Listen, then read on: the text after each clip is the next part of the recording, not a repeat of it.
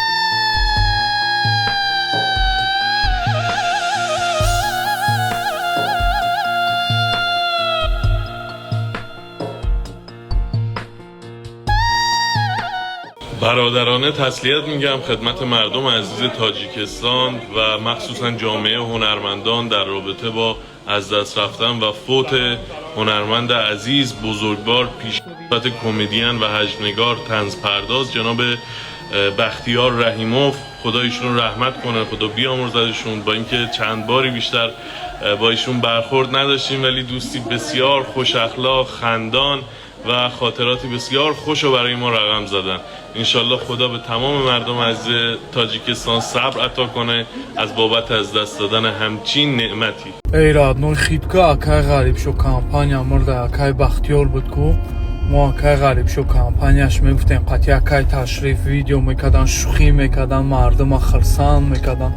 خدا رحمت چون کنه کودکچه بودیم در کنسرتشون میرفتیم میخندیدیم، وقتی مردم خوش میکردم قطعی خونگی ها همین چخ کردیم گپ زدیم.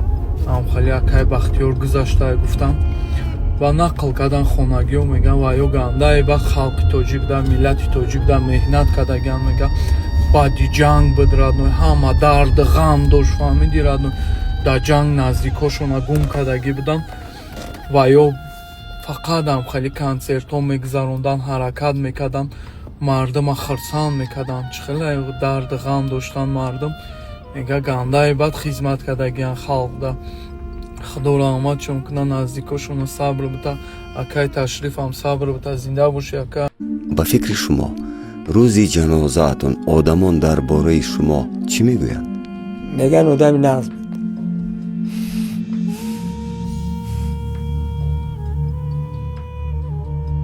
اگر در آن دنیا با خداوند بخورید با او چی میگوید؟ میگم در نام پاکت بمبرم، خیریت پیش تو ما.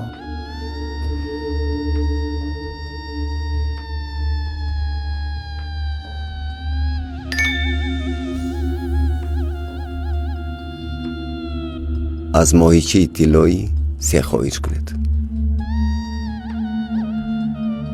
ای ماهیچه طلایی هیچ وقت خواهش نکردم. یگانه